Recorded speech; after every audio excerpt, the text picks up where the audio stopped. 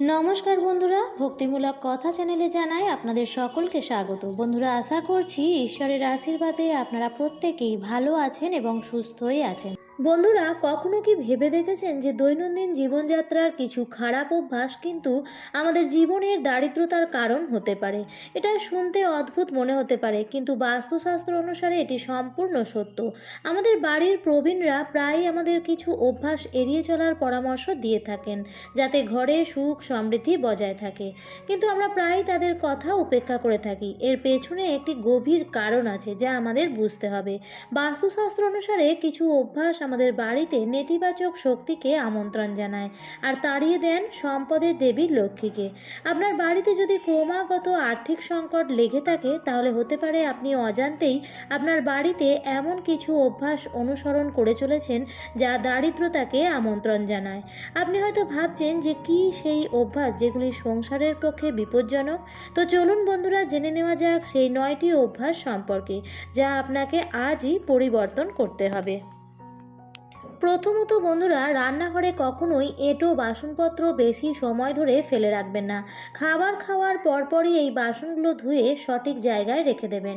অনেকেরই অভ্যাস আছে রাতে খাবার খাওয়ার পর বাসনপত্র না ধুয়ে সকালের জন্য ফেলে রাখা। কিন্তু জানেন কি, এই অভ্যাস আপনার ঘরে নেতিবাচক শক্তি সৃষ্টি করছে। তাই রাতে রান্নাঘরে এঁটো বাসন রাখা উচিত নয়। এর ফলে আপনার বাড়িতে রাহু কেতুর অশুভ প্রভাব পড়ে। শুধু তাই নয়, খাবার খাওয়ার পর কখনোই থালায় হাত ধোবেন না। এতে করে আপনি আপনার ভাগ্যকে দুর্বল করে দেন। থালায় হাত ধোয়া আপনার আর্থিক অবস্থাকেও দুর্বল করে দেয়। তবে এমন অনেকেই আছেন যাদের পক্ষে রাতে বাসন ধোয়া সম্ভব হয় না। তাদের উদ্দেশ্যে বলবো, অন্ততপক্ষে জল দিয়েও বাসনগুলোকে ধুয়ে রাখবেন। দ্বিতীয়ত বন্ধুরা, আজকালকার দিনে প্রায় দেখা যায় যে সবাই বিছানায় বসেই যে কোনো কাজ করে থাকে বা টিভি দেখতে দেখতে বিছানায় বসে খাবার খেতেও শুরু করে দেয়। কিন্তু জানেন কি, এই অভ্যাস খুবই খারাপ। এই কারণে বাড়ির লক্ষ্মী আমাদের উপর রাগ করে থাকেন। বাস্তুশাস্ত্রে বিছানায় বসে খাবার খাওয়া নিষিদ্ধ। বিছানায় বসে খাবার খেলে আমাদের বাড়িতে বাস্তু দোষ তৈরি হয়। এর ফলে ঘরে সুখ শান্তি বিঘ্নিত হয়। এছাড়াও অনেক সময় অলসতার কারণে বা অভ্যাসের কারণেও রান্নাঘর পরিষ্কার না করে রান্নার পর রান্নাঘর নোংরা করে রাখা হয়, যার কারণে সেই রান্নাঘর থেকে দারিদ্রতা ছড়িয়ে পড়ে পুরো ঘরে। আর এমন বাড়িতে সম্পদ কখনোই বাড়ে না। যেসব বাড়িতে রান্নাঘর সবসময় পরিষ্কার পরিচ্ছন্ন থাকে, সেই সব বাড়িতেই ধনদেবীর বাস। তৃতীয়ত, শাস্ত্র ও পুরাণে ঘুমের সময় নির্ধারণ করা হয়েছে। সূর্যোদয়ের আগে ঘুম থেকে ওঠা এবং রাতে ঘুমানো খুব ভালো বলা হয়। কিন্তু কেউ কেউ অলসতার কারণে সূর্যোদয় ও সূর্যাস্তের সময় ঘুমিয়ে থাকেন, যা খুবই অশুভ বলে মনে করা হয়। এটা বিশ্বাস করা হয় যে এর কারণে দেবী লক্ষ্মী সেই ব্যক্তির উপর ক্রুদ্ধ হয়ে সেই গৃহ ত্যাগ করেন। কারণ সকালের সময়টিকে পুজো করার সেরা সময় বলে মনে করা হয়, আর এই সময় ঘুমানোকে দেবী লক্ষ্মীর অপমান মনে করা হয়। এছাড়াও যে বিছানায় ঘুমান সেখানে কখনোই ময়লা রাখবেন না। বিছানায় নোংরা বা ছেঁড়া চাদর ব্যবহার করবেন না। এর কারণে নেতিবাচক শক্তি আপনার ভাগ্যকে প্রভাবিত করে। কারণ বিছানা আমাদের জীবনের একটি গুরুত্বপূর্ণ অংশ এবং এটি পরিষ্কার রাখা খুবই গুরুত্বপূর্ণ। প্রতিদিন সকালে ঘুম থেকে ওঠার সাথে সাথে বিছানা পরিষ্কার করে বিছানায় চাদর ঠিক করে নেবেন। নোংরা বিছানা আপনার বাড়িতে রোগ ব্যাধি ও দারিদ্রতা নিয়ে আসে। চতুর্থত বন্ধুরা, প্রত্যেক দিন পূজা করার পর পূজা ঘর বা মন্দির পরিষ্কার করে রাখবেন। খেয়াল রাখবেন পুজোর ঘর যেন কখনোই নোংরা না থাকে। এটি আপনার বাড়িতে অগ্রগতি নিশ্চিত করবে এবং দেবী লক্ষ্মীর আশীর্বাদ সর্বদা আপনার ওপর বর্ষিত হবে। কারণ পূজা ঘরে দেব দেবীদের বাস এবং পূজা ঘর পরিষ্কার রাখা তাদের প্রতি শ্রদ্ধার প্রতীক। প্রতিদিন পূজা না করলেও মন্দিরে কখনো ধুলো জমতে দেবেন না। এর ফলে আপনার ঘরে দারিদ্রতা বসবাস করবে আর মানসিক চাপ লেগেই থাকবে। এছাড়াও হিন্দু ধর্মে পূজা উপবাসের প্রতি বিশেষ গুরুত্ব দেওয়া হয়েছে। পূজা উপবাস না করলে দেবী লক্ষ্মী ক্রুদ্ধ হন, যার কারণে বাড়িতে আর্থিক সংকটের কারণে আপনাকে দারিদ্র্যের সম্মুখীন হতে হয়। আর পূজা পাঠ করলে মন শান্ত থাকে এবং মানুষ দেবদেবীর আশীর্বাদও লাভ করে। পঞ্চমত, বাস্তুশাস্ত্র অনুসারে রাতে কাপড় ধোয়া থেকে এড়িয়ে চলা উচিত। এমনটা করলে ঘরে নেতিবাচকতা বাড়ে, কারণ রাতে নেতিবাচক শক্তি বেশি কার্যকরী হয়। রাতের নিস্তব্ধতায় কাপড় ধোয়া শীতল চাঁদের আলোতে বাধা দেওয়ার মতো। তাই রাতে কাপড় ধোয়ার ফলে বাড়িতে থাকা ব্যক্তি অসুস্থ হয়ে পড়ে। এছাড়াও আপনি নিশ্চয়ই লক্ষ্য করেছেন যে অনেক লোক রাতেও ঝাড়ু দেয়, কিন্তু বাস্তুশাস্ত্রে সন্ধ্যার পরে ঝাড়ু দেওয়া কঠোরভাবে নিষিদ্ধ।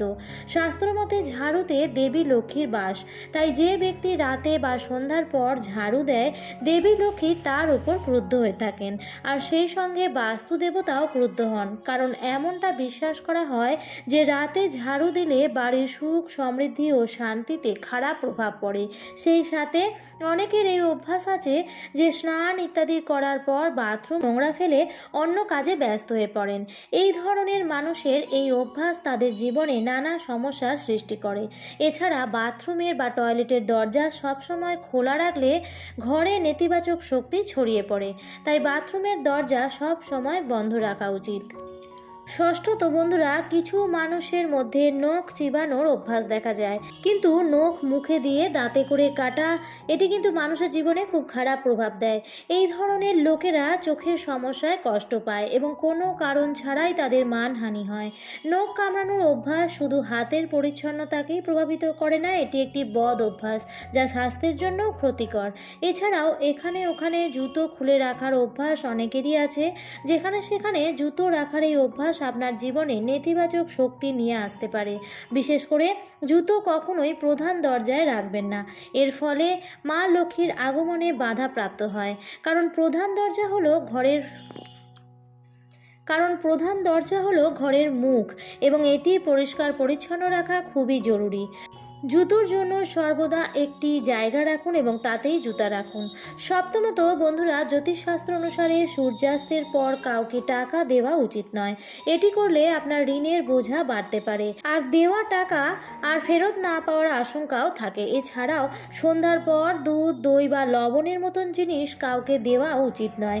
এই জিনিসগুলি ধার দিলে আপনার বাড়িতে আর্থিক অসুবিধা হতে পারে, কারণ এই জিনিসগুলি পবিত্রতা ও সুখ সমৃদ্ধির প্রতীক। তাই অযথা এগুলি ধার দেওয়া থেকে এড়িয়ে চলবেন। আর সন্ধ্যার সময় যাদের প্রধান দরজা অন্ধকার থাকে তাদের হওয়া কাজও নষ্ট হয়ে যায়। এই কারণে অনেক পরিশ্রম করেও অনেক কাজেই অনেকে সাফল্য পায় না, কারণ মূল দরজা হলো বাড়ির মুখ এবং এখানে অন্ধকারের কারণে নেতিবাচক শক্তি ঘরে প্রবেশ করে। এছাড়াও বন্ধুরা, আপনারা কি জানেন বাড়িতে লাগানো ঘড়ির সঙ্গে ভাগ্যের একটা বড় সম্পর্ক থাকে? বালিশের নিচে ঘড়ি রেখে ঘুমালে আপনার খারাপ সময় আসতে পারে, কারণ ঘড়ির ম্যাগনেটিক ফিল্ড আমাদের শরীরে নেতিবাচক প্রভাব ফেলে আর ঘুমকে নষ্ট করে। ঘরের দেওয়ালে টাঙানো ঘড়ি সবসময় চালু রাখা উচিত। যদি তা বন্ধ হয়ে যায় তবে তা বন্ধ রাখা উচিত নয়, সেটিকে আবার চালু করে দেওয়া উচিত। আপনার বাড়িতে যদি কোনো এমন ঘড়ি থাকে যা বন্ধ হয়ে গেছে বা নষ্ট হয়ে গেছে, তাহলে তা অবিলম্বে বাড়ি থেকে সরিয়ে ফেলুন বা মেরামতি করে নিন। ঘরে যদি বন্ধ ঘড়ি থাকে তাহলে আপনার সময়ও থেমে যাবে এবং দেবী লক্ষ্মী কখনোই আপনার সাথে থাকবেন না, কারণ ঘড়ি হলো সময়ের প্রতীক, আর খারাপ ঘড়ি সময় থামার ইঙ্গিত দেয়। এছাড়াও বাড়িতে খারাপ বৈদ্যুতিক যন্ত্রপাতি থাকাও অশুভ বলে মনে করা হয়। এর ফলে বাড়ির শিশুদের মানসিক ও শারীরিক অবস্থার অবনতি ঘটায়। তাই আজই ঘর থেকে খারাপ বৈদ্যুতিক জিনিসপত্র সরিয়ে দিন।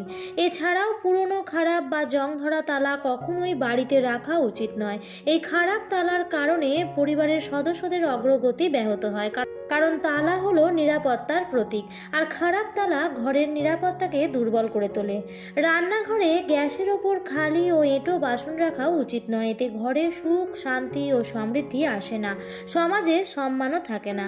পুরাণে বলা আছে, গ্যাসের ওপর খালি বাসন রেখে দিলে ঘরে দারিদ্রতা আসে। এমন লোকের ঘরে কখনোই উন্নতি আসে না। মন্দিরের পরে রান্নাঘর হলো সবচেয়ে পবিত্র স্থান, তাই এতে দেবদেবীরা বাস করেন। তাই রান্নাঘর সবসময় পরিষ্কার পরিচ্ছন্ন রাখা উচিত, যাতে দেবদেবীর আশীর্বাদ পাওয়া যায়। আমার আজকের পর্বটি এই পর্যন্তই। ভিডিওটি দেখে যদি ভালো লাগে তাহলে অবশ্যই লাইক কমেন্ট শেয়ার করবেন বন্ধুরা। আর এই ধরনের ভিডিও পাওয়ার জন্য চ্যানেলটিকে সাবস্ক্রাইব করে আমার সাথে থাকুন। আবারও দেখা হবে পরবর্তী নতুন ভিডিওতে।